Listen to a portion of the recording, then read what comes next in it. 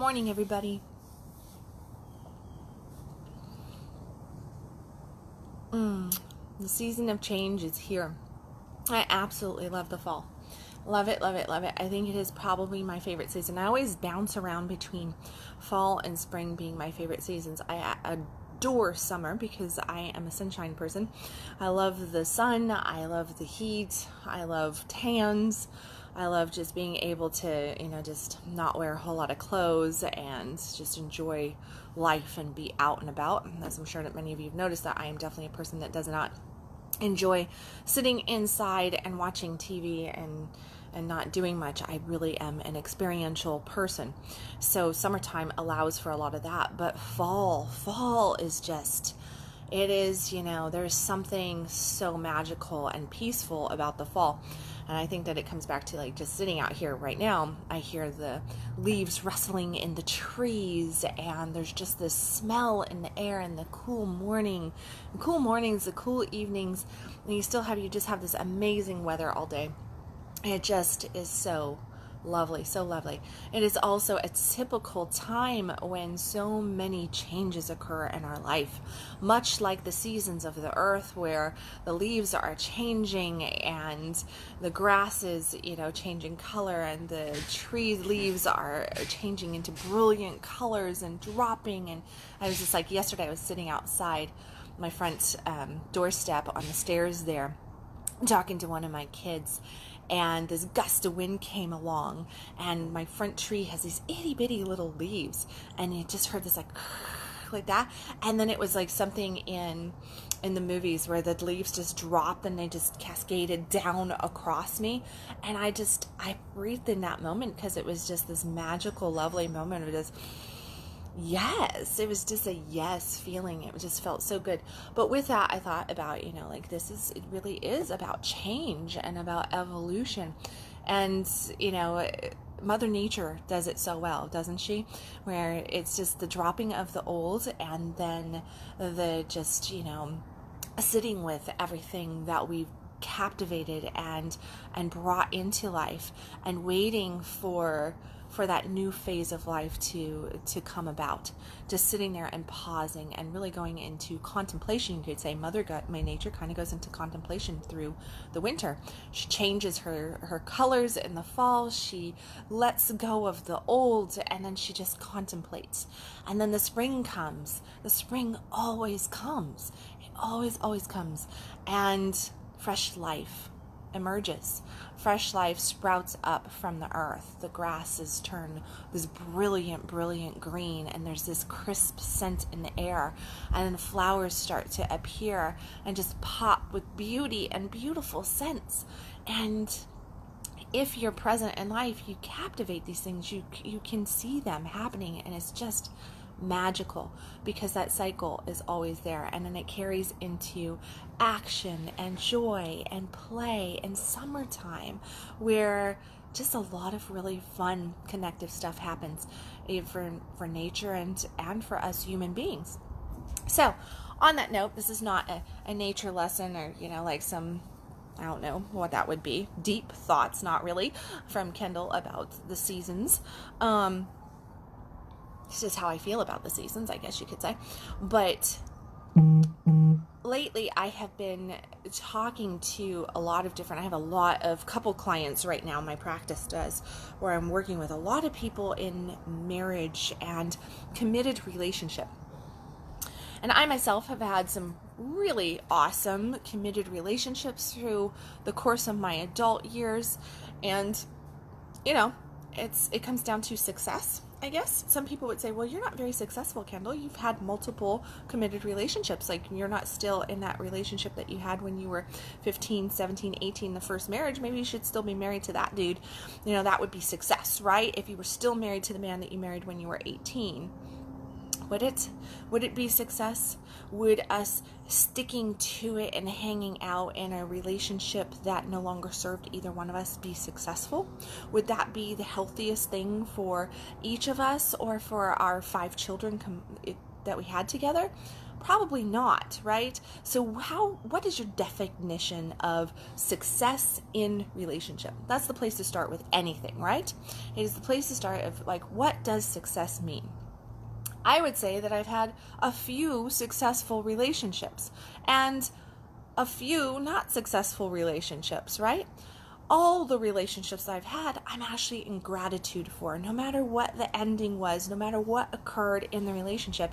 Now looking back at them, I can go, oh, I gained this. I learned that about myself. I learned this about relationship. I learned this about life.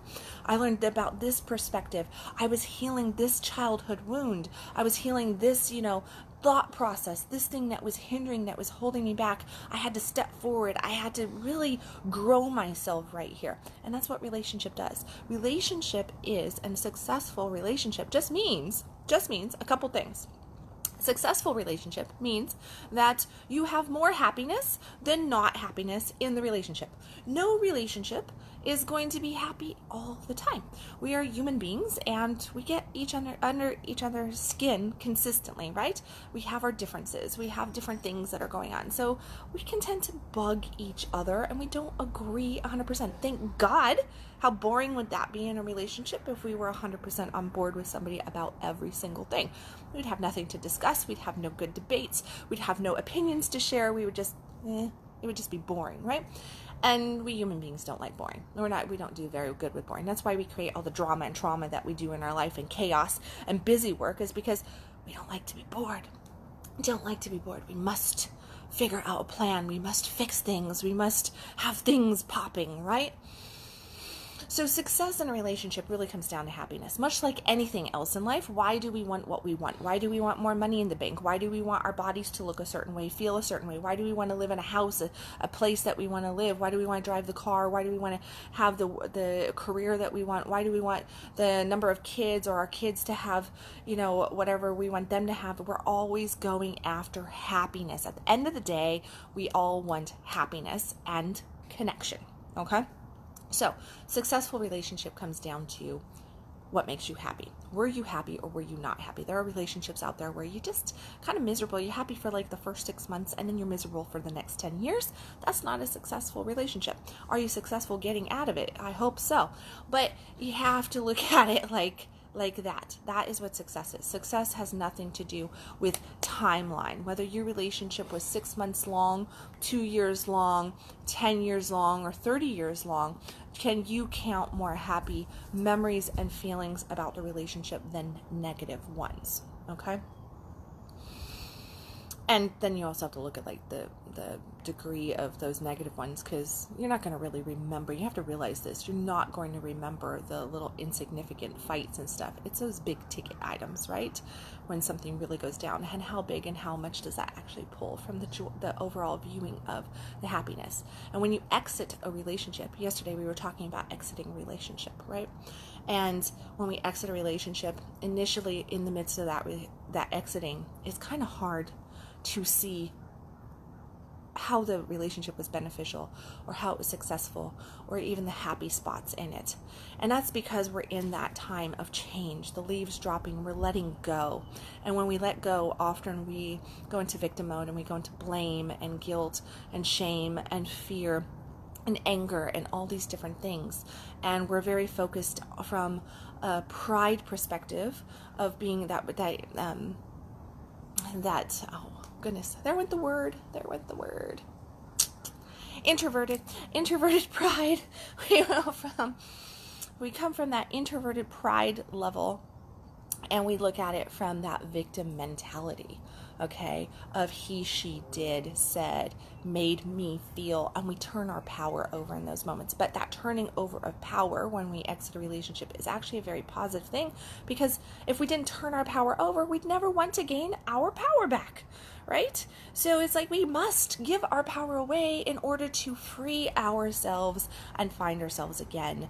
And that gives us the hunger of, I want to be my own person. I want to be in control of my life. I want to show them. That's what gets most of us, right? Like, I'm going to show them, watch this, right?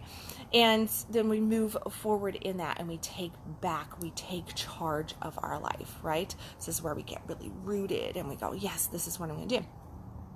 So you move fast forward down the path, 6 months, a year, 18 months, whatever it might take.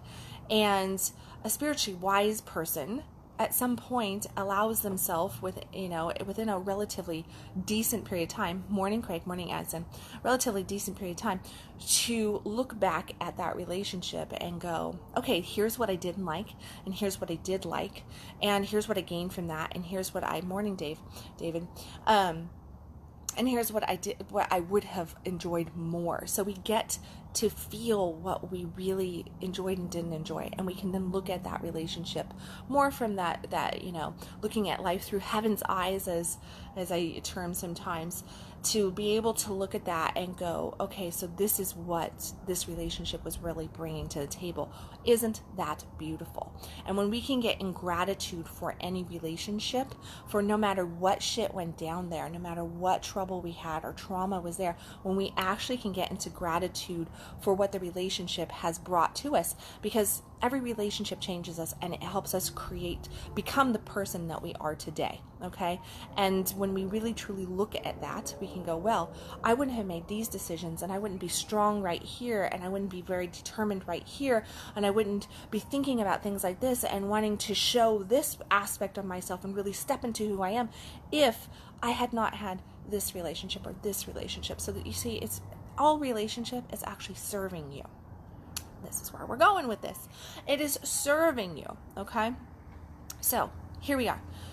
Obviously, we don't sit around and we're not all 24 forever, right? So we're not sitting there 24 in this first relationship and, and finding ourselves. And then, no, we age, we grow, we mature, our frontal lobes develop. We start to understand life better. We start to understand, just how things work. We start to really know more and more of who we are, what we want, and we stop giving a shit about what everybody else thinks that we should have and what they think we should be like and all that kind of stuff.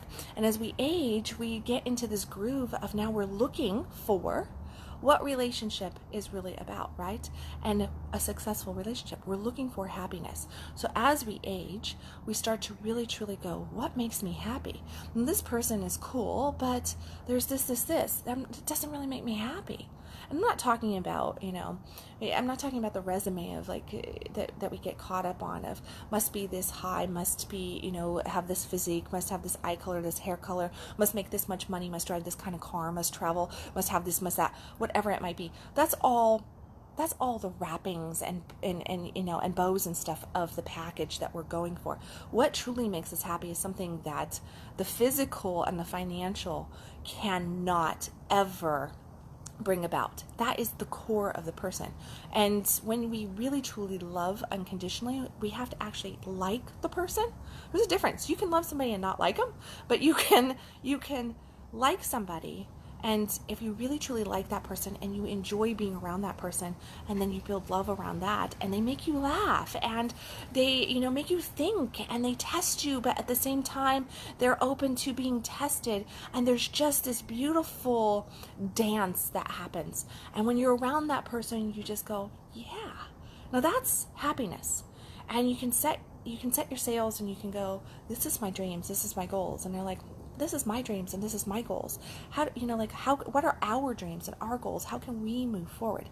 And you start to develop this life around that. And then you can just enjoy the sail, enjoy the time, So with that in mind, as we age, we start to look at marriage. We look at marriage a little bit differently. Some people who are not emotionally secure in themselves, who are not, what I would call spiritually, emotionally mature, are going after the surface level stuff. So they've spent 5, 10, 15 years single, and they're hungry and they're exhausted being single, and they're really lonely, and they're just like, I just want somebody sleeping next to me, and I just want, financial support, and and anything else can be worked on. So they go into relationship as they age. They go, well, I'm done being alone, and they meet somebody that seems kind of nice, and they're like, well, she, they look nice, they seem nice, nice enough. They have these surface level characteristics. Let's jump. You're good enough. Let's go. And they jump right into that because they look at the surface level. And before you know it, that's the people that you see that go boom, boom, really quick. They're just trying to hit those surface level things and are not willing to actually go deeper to get to know that person, to find out if true happiness is actually there. So they jump into that pool, they get married, they move in, they get committed, they whatever. And we're talking like, this is those quick, like, I know you for 2 months, let's get together. I know you for 6 months, let's do this, like that. And it's all groovy. And it is because they're trying to fill a void that is there. And what they're not understanding is that that void that they're trying to fill is not the surface. It's not the fact that there's not somebody laying in bed next to them. It's not that they don't have somebody to sit and talk to at night over the dinner table. It's not that they don't have somebody to cuddle up next to while they're watching their favorite Netflix series. It's not that they don't have the financial support or anything. It's not that at all. What they're actually doing is that they're just really got this void inside of not being happy. So they're like, well, if I get somebody to fill that spot, well, then I should just be happy, right? I should just be happy. And then they find themselves 2, 3, sometimes 10 years down the road going, yeah, I thought I wanted that, but now I don't. No, I don't. I never actually was happy. I jumped into that to try to put band-aids on these things, and I never really solved what was the problem, what the true challenge was, which was not anything to do with the relationship. I was using the relationship to try to fill a void inside myself, when I should have actually gone in here and done some work on self-love, and done some work on forgiveness and releasing, and just being happy with my life right now, being happy with who I am, and figuring out from past and from what I've learned about myself right now, when I get really truthful, figuring out what that is and calling in the right person. And then not feeling this hastiness to move so quick, but taking the time to actually get to know that person and find out, is this really truly the one that I want to dance with for a long period of time, that I want to commit to, that I want to be with. So we do that. The other side of it is, a lot of the times we get into these relationships, right? And, we end up being serial monogamous. And that means that we just bounce monogamous relationship to the next, to next, to next. And we basically look at it as though we're dating, but we go, boom, oh, no, not this one. And we Goldilocks it, right? We go, boom, and we Goldilocks it. 6 months here, boom. A year here, boom. 2 years here, boom. Like that. And it's because where our threshold on the pleasure and on the happiness shrinks as we age. The more relationships we go through, the more we're now looking for the gotchas, the more that we get triggered, and we go, I always attract this person into my life, I always attract that person into my life, I want this, that person's not giving me that, so we just toss it because we're not willing to actually dig in and express ourselves, dig in and communicate what we're needing. Okay, so as we age, we start to look at a relationship, and unfortunately we get caught up with these beautiful contracts of marriage and these ideas of what commitment is, and we say all these words that don't mean dilly squat to us, and we go forward and we tie the knot over and over and over again. Right now I have quite a few clients that have been married 3, 4, 5, 6 times. I have one client that's been married 6 times, and they're actually having a tough time. I have a couple clients that are having a tough time dating, because when they speak their truth about how many times they've been married, it scares the opposite sex away, and they go, oh my God, you've been married that many times, like what's wrong with you? Like why? And it is that sometimes we tend to go, well, if I get married, then that's commitment, and then that's this and that, so they felt great here, so why shouldn't we just get married, and let's just go. And next thing you know, you've got a serial marriage system going on inside yourself, but you're just meeting the same person. And the reason why you keep meeting that same person is because you're not healing this right here. You're not going internal. You're not going, what is it that I'm really after? What is it that I really desire? What do I need to make me happy? You feel intuitively, you're like, I know I want happiness. I know that relationship is about happiness for both parties, but you're looking at just the surface level of it, and you're not going deep with it, and you're not processing out exactly what is going on inside yourself that you're not happy with in here. Because if you're not happy in here, you're never going to be happy out here, okay? So you've got to go internally and make yourself happy there in order to actually draw in somebody that you can really meet and will meet you at that level so that you're both happy with or without each other, and then you can come together and be ecstatic. And that's the place to be. Unfortunately, what we do in relationship is we meet each other in our wound, and we connect in the wound, and then one person grows. And the other person might grow a little bit, doesn't grow as fast, or just kind of stalls out and doesn't grow. And while the other person's doing this, and we pull apart. And then we have a wound from that, which drops us down just a little bit. And then we meet another person that comes in and meets our wound. And we connect, and we're like, oh, this is the one. This is the one, right? Our wounds are being drawn together, but we don't see it as wounds because it feels good. And wounds just sound like that wouldn't feel good, right? But what we're actually being attracted to is our similarities in the other person, that wounding area.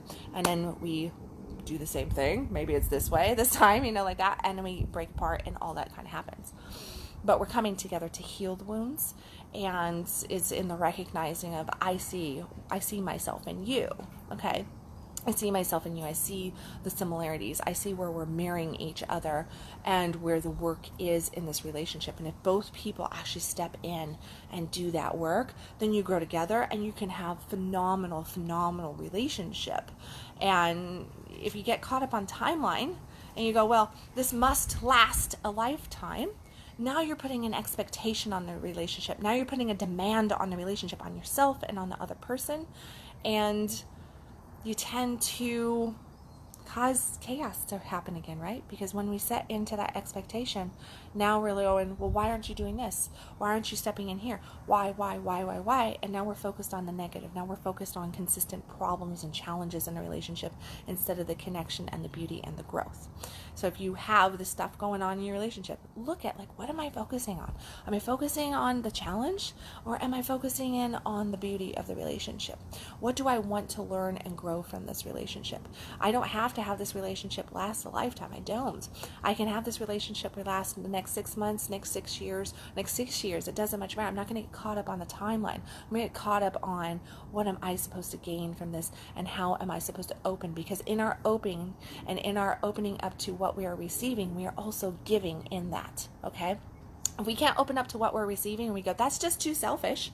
That's too selfish. I don't want to talk about about me receiving. We open up to that, but when opening means that there's an exchange going, okay?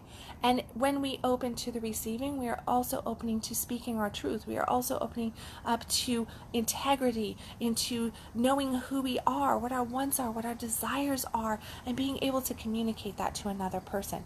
And then that right there allows them the safe ground to do the same.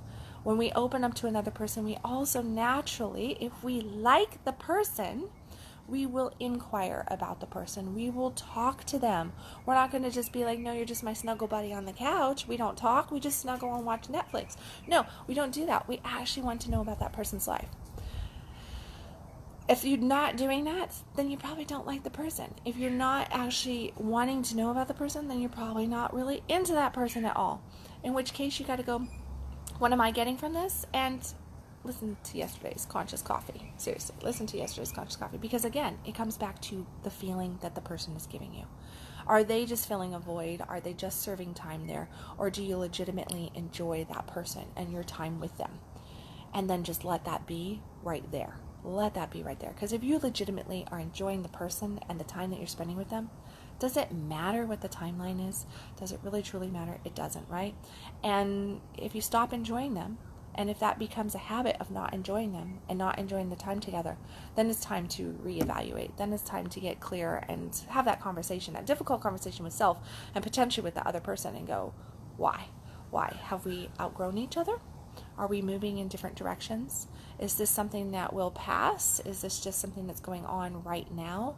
And I need to actually hold space for this person because this is a time that they actually need and they need support here? Or is this now a habit of this distance that cannot be recovered? So look at that stuff.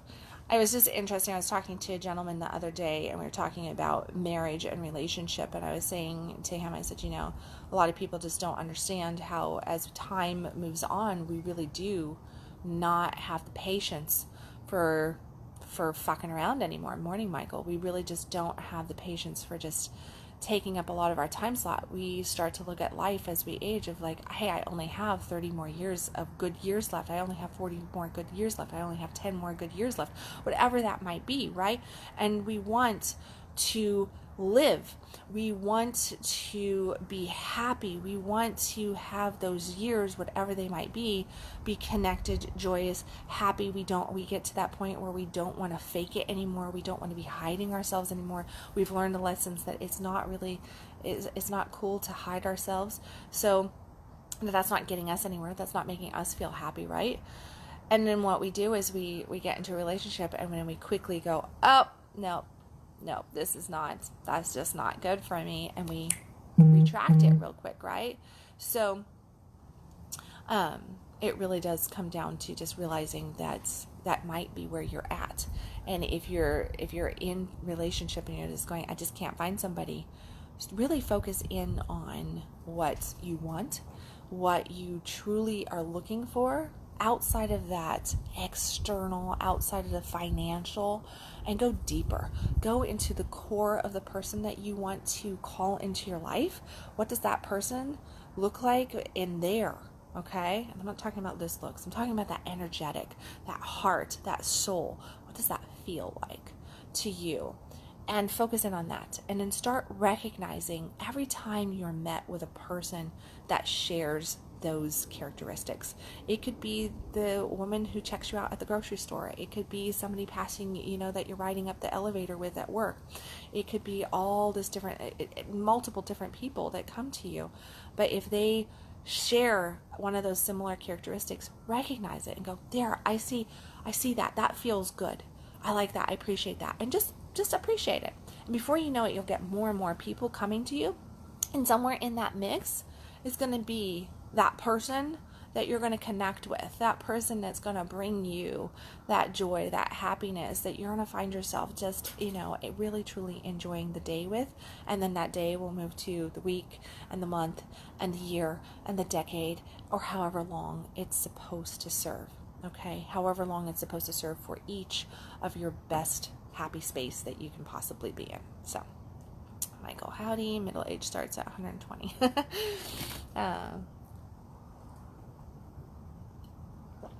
Early on in our years as teenagers and 20s, and even I think a lot of 30-year-olds, 30-somethings go through this, we really are looking at the resume, aren't we? We're still looking for, I have clients like this too, that are looking for, the package deal of must make this much money, must be this tall, must be, and there's nothing wrong with having certain characteristics, but you have to understand that if you're just focused on, like, I like tall guys. Steve is 6'4", I think. And I remember a couple of years ago, I wrote down in my journal, like 70 different things that I really liked about the masculine, and that I would, piece together to pick from the 70 list. And one of them was that, I wanted to date somebody that was at least 6'3", and it's actually written in my journal, at least 6'3". And so it's no shocker that I draw in a man that's, over 6'3", because that was just like, that's just a draw there. I like tall men, but that's not, he could be 6 foot. It would be fine. At the end of the day, the thing that appeals to me the most is the connection, is the laughter, is the joy, the fact that he makes me laugh every single day, the fact that that he's inquires about my world, and that we have great conversations and connection, and that touch is important, and that there's a compassion between us and a connection there. So there's a great intimacy that is ever growing and evolving from that. But it does come down to the happiness factor. I remember when last year when him and I started getting a lot closer, because we were kind of spot dating for quite some time, and then we got a lot more serious, and And I told him at that point, because I was going through massive change in my life, moving and breaking up with, because I was in an open relationship. So I was breaking up with my past lovers, and I was moving into my own house again, and, just completely reinventing my world.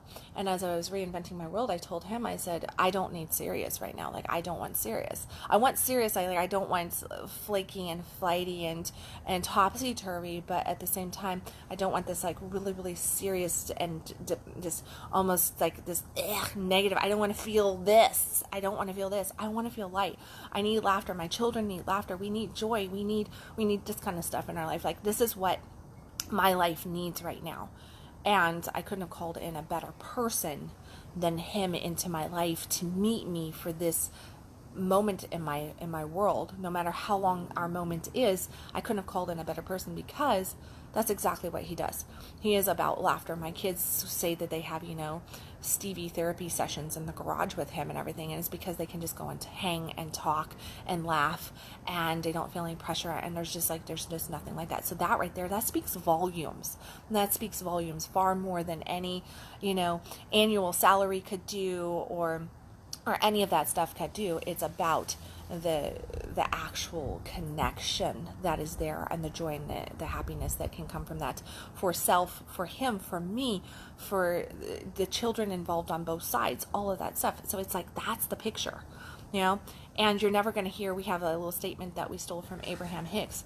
I like you pretty good. What is it? I like you pretty good. Let's see where this goes, or something like that. And it's just kind of much like, like where we're just not getting caught up on like, okay, till death do us part, or we must do this for the next 20 years or for the next 2 years or anything. It's just like, I'm liking you pretty good right now. Like, I'm really enjoying this. So let's just see where this takes us. And you know what? We'll wake up tomorrow morning, and if we're still liking each other pretty good and we're still enjoying each other, then fine. And tomorrow is good too. But there is we can make plans. We can have our dreams, our goals. But at the same time, there is none of this like must do, must be, must anything. It is very fluid and open for where we're at in our relationship right now. So I encourage you to ask yourself, really get real with the relationships that you've had, with the relationship that you're in. Now, I'm talking about marriage and commitment and intimacy, and obviously serious primary relationship, right? But this same thing could play into any relationship, okay? It really could, because if you're in relationship and it's causing you pain and suffering, you have to ask yourself, is it really truly worth it? Am I really getting what I need from this? How is this relationship impacting the rest of my life? Where am I holding myself back? Am I getting a negative from this relationship, and that negative is rippling out into everywhere else, into all my other relationships? Because the reality is everything is a relationship. Absolutely everything. We have a relationship. If you're having money problems, then guess what? You do not have a good relationship with money. That's just the way it is. And if you look at it, you probably don't have the relationship skills in other areas. So you might go, well, I don't have a good relationship with money. I'm really struggling here. I'm really fighting here with money. I'm like, I never have enough. It's just a struggle. It's so much hard work. I can't hold on to it. Well, how does that relate to other areas of your life? Where are you actually holding yourself back to experiencing, to opening up, to really loving other areas of your life in other relationships? Is it a significant other? Is it the people that you're dating? Is it in your actual family? Do you have a negative relationship with your health, with your body? Do you have a negative relationship with your career? Are you doing something that you absolutely hate, but you just don't know how to get out of it? And you're just like, well, I can't jump ships. I can't do this. I can't. Are you stepping out of alignment with who you really are in any of those areas? Are you just there because you think that that's what you need to be? Is there because somewhere along the line you made some fucking commitment, and now you must stick with it for the rest of your life? That's not real. Let's go back to this part of this talk when I was talking about the trees, right? The seasons. You have seasons in your life too, on every single relationship. You got to get right with that right there. And when you start to get right with that and you get into the beautiful flow of your life and you start to see how everything really is magical, and spring always does come. And summer is right around from that, where you get to bask in it and enjoy it and really, really take it in. But fall and winter come too. The seasons of change must come, and you must drop the old so that the new can be birthed. And you must go into that meditative state in between. That's that healing state. That's that state where you get into knowing yourself. That's that winter of your life. And winter lasts as long as you let winter last. So look at your life. Look at your relationships. Start to see how one might be rippling out and impacting the others. And then realize that all relationship stems back to relationship with self and relationship with God, okay? So if your world is shit going on and you don't have a whole lot going on, then that ultimately comes back to you. It ultimately comes back to your relationship with self and your relationship with source, with God, with universe, spirit, soul, whatever the heck you want to call this out here. But you're out of it. You're not truly aligned to that right there. So you've got to come back to self, and that's what that winter phase is for. So don't look at winter as a horrible thing. Don't look at fall as a horrible thing in your life. When things are changing and when you feel like this, whoa, what is going on? Things are kind of doing that. That's just fall and winter coming. And that is a space for you to be able to really step into who you are and really, really get into it with yourself, because heal yourself. That means that connection with self, have intimacy with self, into me I see, and learn to love yourself and be compassionate with yourself. Enjoy yourself, because if you don't want to spend time with you, who the hell is going to want to spend time with you? There you go. It comes back to just that. Like, enjoy you. All right, what does Michael say? This is a great topic. Sign up for all of Kendal's classes and intensives. Just saying what he said. Thank you, Michael, for that. Kudos on that stuff. So let me see. Addison and I are headed off to Belize on Friday morning at the butt-ass crack of dawn. You're going to be seeing both of us doing live streams and writing articles from the sandy beaches of an island off of the coastline of Belize there. So we're going to be on 2 planes and a train and in automobiles and a boat. No, I don't know.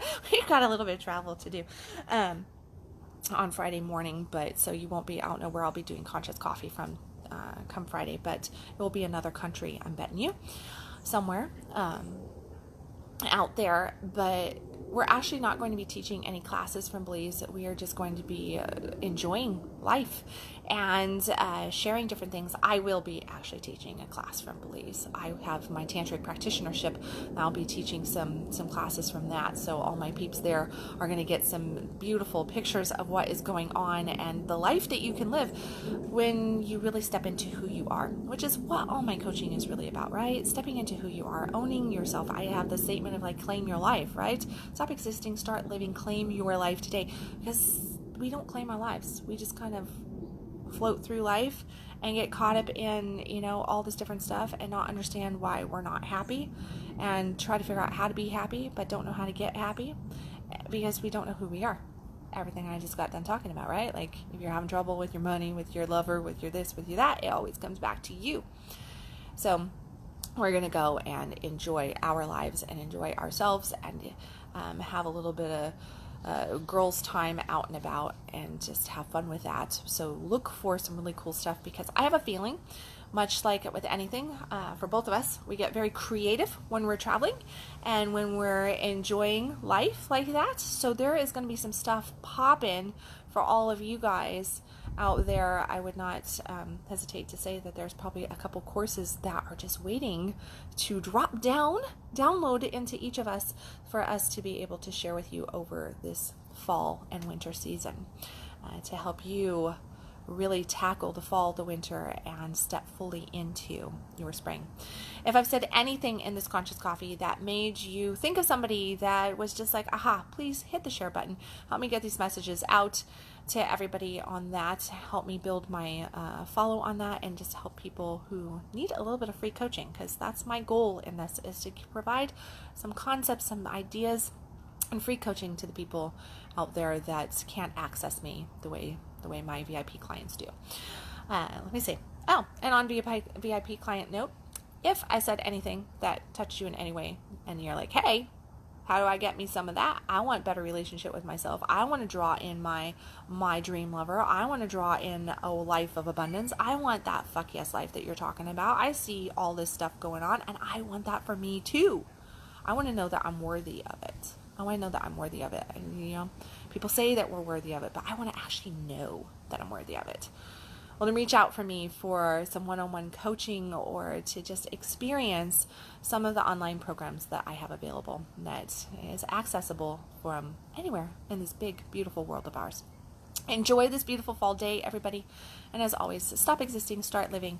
Know that you are worthy of a dynamic life, that you are worthy of calling in that dream lover and all the abundance. Leaves are falling. And all the abundance that you desire. If you desire it, realize that it's desiring you too. I love you guys, and I will catch you tomorrow with another Conscious Coffee.